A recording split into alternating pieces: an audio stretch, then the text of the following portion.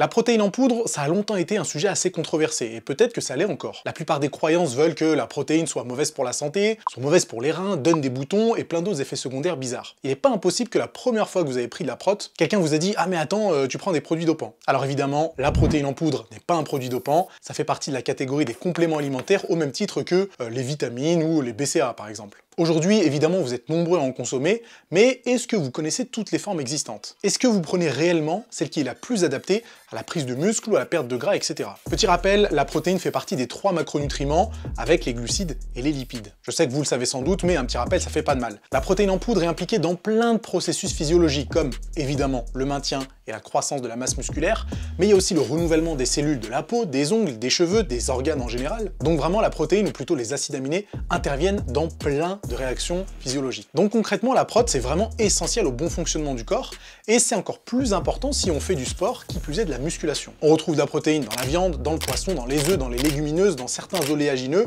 même dans certains légumes en toute petite quantité, et bien évidemment sous forme de poudre. La protéine à base de lait, c'est la grande star du marché, avec la whey qui est la forme la plus courante. Après, il existe tout un tas de déclinaisons, mais on aura le temps d'en parler un petit peu après. D'abord, concrètement, la protéine en poudre, c'est quoi, et surtout à quoi ça sert? Aujourd'hui, on va surtout s'attarder sur les protéines en poudre les plus courantes, c'est-à-dire celle à base de lait. La whey, que vous connaissez tous, est fabriquée à partir du petit lait, la partie liquide du lait qu'on appelle le lactosérum. C'est ensuite transformé en poudre, et en fonction du procédé de fabrication, l'appellation peut être différente. En vrai, il existe toute une déclinaison de whey. La whey native, par exemple, est la forme de protéine la moins dénaturée, parce que son processus de fabrication est différent des autres. Elle est sans produits chimiques, elle est plus riche en acides aminés, notamment en leucine. À côté de ça, on a la whey isolate, qui est faible en glucides et en lipides, ce qui la rend très intéressante si on souhaite un shaker assez faible en calories. Le petit plus de celle-ci, à mon sens, c'est qu'elle n'a pas trop de lactose et peut être plus facile à digérer en fonction des personnes. Ensuite, on a la whey concentrate ou concentrée.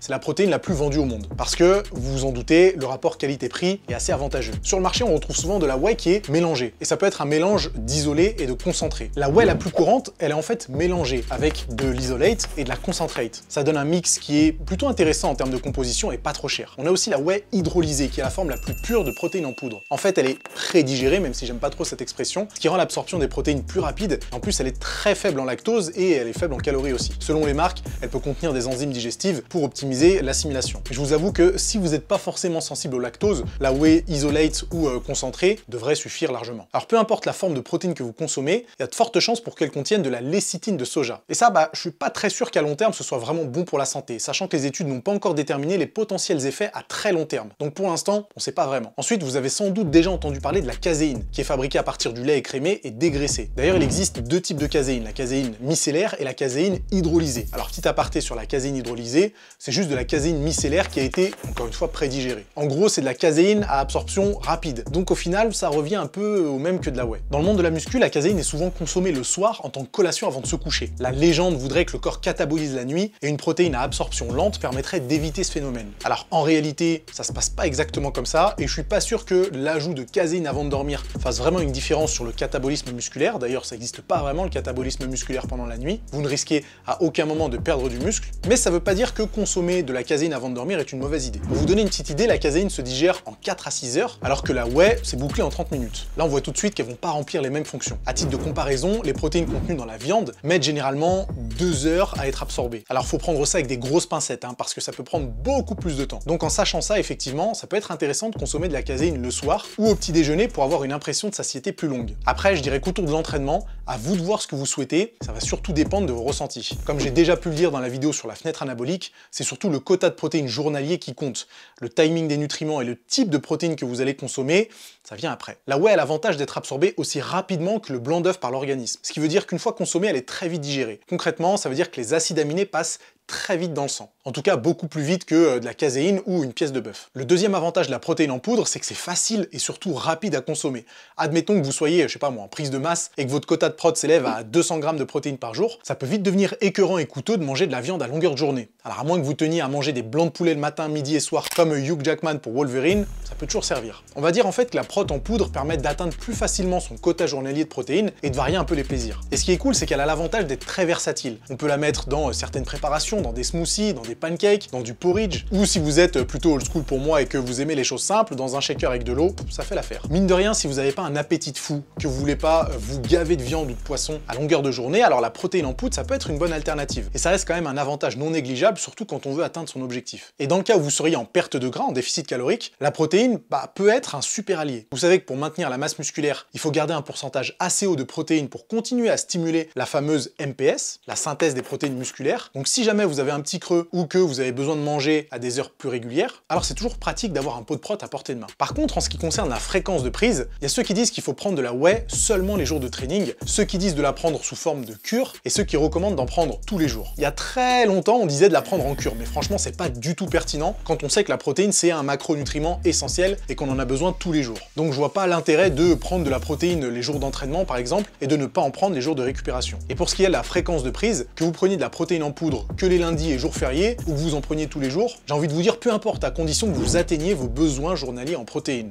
La cohérence voudrait qu'on en consomme en fait lorsqu'on en a besoin. Maintenant, j'imagine que vous vous demandez à quel moment il faut la consommer pour qu'elle soit la plus efficace. Et la première réponse que j'ai envie de vous donner, c'est on s'en fout un petit peu. Comme je vous l'ai dit juste avant, le paramètre le plus important, c'est surtout respecter son apport quotidien pour que le corps ait toujours les ressources nécessaires pour maintenir ou prendre du muscle. Mais si on veut être plus pointilleux et essayer d'optimiser les choses, alors il y a effectivement quelques petites choses à savoir. Vous vous rappelez sans doute du concept de fenêtre anabolique et le mythe selon lequel on dispose de 30 minutes top chrono pour consommer sa prot en post-entraînement avant de cataboliser et que la séance ne devienne inutile. Si vous avez vu ma vidéo sur le sujet, vous savez que c'est faux. D'ailleurs, si cette vidéo vous intéresse, vous cliquez sur le lien dans la description. Pendant très longtemps, on a pensé qu'il y avait un timing parfait pour consommer de la protéine. Les dernières études montrent pourtant que ce qui compte le plus, c'est bien l'apport total en protéines et non le moment de la prise. Contrairement à ce qu'on pourrait croire, la protéine en poudre n'est pas réservée qu'aux bodybuilders. En soi, tout le monde pourrait en consommer. Ce qu'il faut comprendre, c'est surtout que la protéine, c'est juste de la protéine. Ça n'a pas un pouvoir magique exceptionnel. Dire que c'est réservé à une certaine catégorie de personnes ou à une certaine catégorie de sportifs reviendra à dire que la viande, par exemple, ne devrait être consommée que par les sportifs de haut niveau ou les bodybuilders ou je ne sais quoi. Tous les êtres humains ont besoin de protéines, sportifs ou non. Donc finalement, peu importe la source de prot que vous décidez de consommer, tant que vous atteignez vos besoins, c'est ok. D'ailleurs, vous savez sûrement que plus on vieillit et plus nos besoins en protéines augmentent. Eh bien, une étude a été réalisée sur 380 personnes âgées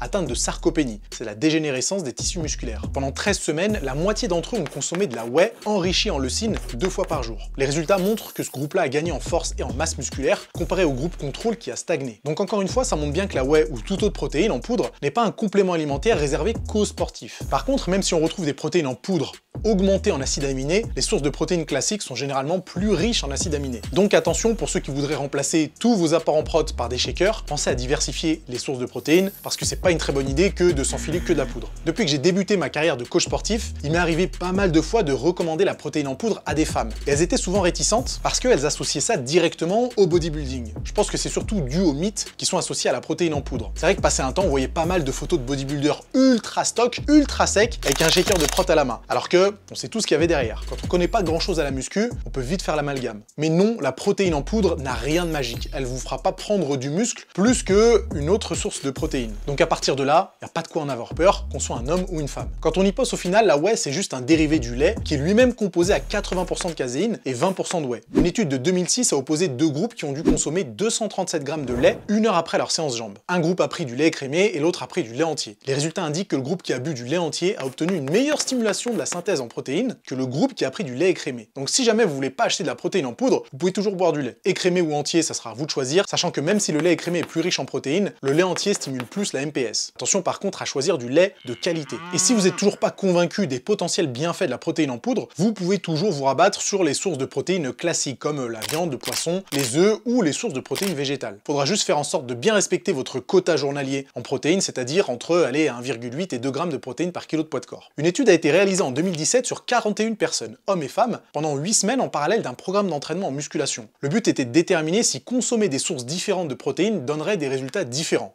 Très intéressant. Les sujets ont été divisés en 4 groupes. Chaque groupe devait consommer 46 grammes de protéines en post-workout et à des horaires similaires sur leur jour de repos. Selon le groupe, la source de protéines changeait. Ils mangeaient soit de la whey concentrée, soit du bœuf, soit de la protéine hydrolysée de poulet. Ça devait être dégueulasse. Pour avoir un point de comparaison fiable, le 4e groupe n'a pas changé ses habitudes, c'est-à-dire que les participants n'ont pas mangé différemment durant les 8 semaines du test. Pour cette étude, les chercheurs ont mesuré la composition corporelle des sujets à l'aide d'un DEXA-scan et leur 1RM au soulevé de terre et au développé couché. Les résultats de l'étude montrent bien que peu importe la source de protéines choisie, les sujets ont tous gagné en muscles, ont tous progressé sur leur 1RM et ont perdu en masse grasse à l'issue des 8 semaines de programmation. Donc vous laissez pas avoir, la protéine c'est la protéine, qu'elle soit en poudre ou pas. Si vous êtes intolérant au lactose, mais que l'expérience protéine en poudre vous tente quand même, il existe pour vous d'autres alternatives. Une protéine qui était ultra populaire il y a quelques années, c'est la protéine de bœuf, parce qu'elle serait apparemment plus efficace que la whey. Plus efficace, avec grosses guillemets. Dans le cadre d'une étude qui a duré 8 semaines, 30 sportifs expérimentés ont consommé soit de la whey, soit de la protéine de bœuf. Dans les deux cas, la protéine était mélangée à des glucides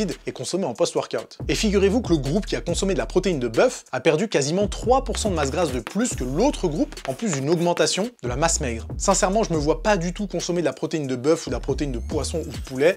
Ça doit être immonde en shaker, mais c'est toujours bon à savoir qu'il existe d'autres alternatives tout aussi intéressantes. Et bien évidemment, si vous ne voulez pas consommer de produits animaux, il existe plein d'alternatives végétariennes ou véganes. Je pense que de toutes les protéines végétales qui existent sur le marché, pour moi la meilleure serait un mélange entre protéines de pois, protéines de chanvre et protéines de riz, parce que toutes ces sources mélangées vous permettent d'obtenir un aminogramme complet. Et rappelez-vous qu'un aminogramme complet c'est toujours un peu plus intéressant pour la croissance musculaire, même si au final le plus important c'est d'avoir tous les acides aminés sur une journée plutôt que de psychoter sur un aminogramme complet d'un aliment. Donc c'est juste un petit bonus, mais c'est pas non plus complètement indispensable. Par contre, il peut y avoir certains inconvénients à consommer de la protéine en poudre. Et là, je vais surtout parler de celles qui sont à base de lait, parce que mine de rien, c'est le plus concerné par les potentiels effets négatifs. Pour moi, c'est du bon sens, mais si vous êtes intolérant au lactose, n'allez pas consommer de la whey en espérant n'avoir aucun effet secondaire. Sans même être vraiment intolérant au lactose, il y a plein de personnes qui sont sensibles aux produits laitiers, et ça peut causer des petits désagréments, surtout d'ordre digestif. Dans les cas extrêmes, ça peut provoquer des nausées ou de l'acné, mais ça, c'est assez rare. Alors attention, j'en ai pas parlé, mais si vous êtes en insuffisance rénale ou si vous avez des problèmes rénaux, pensez à consulter avant de consommer de la protéine en poudre. D'ailleurs, par précaution, il vaudrait même ne pas en consommer. Vous allez demander l'avis de votre médecin, ne vous aventurez pas dans des choses inconnues, surtout si vous avez des problèmes préexistants. Le message est passé, les compléments alimentaires, c'est uniquement si vous êtes en bonne santé et que vous n'avez pas de contre-indication de votre médecin. Dans le doute, posez-lui la question, discutez-en avec lui pour voir un petit peu ce qu'il en pense. Ok, c'est tout pour la vidéo du jour. J'espère que vous irez jeter un coup d'œil à la vidéo sur la fenêtre anabolique. N'hésitez pas à me dire ce que vous en pensez et nous, on se retrouve la prochaine fois. A plus.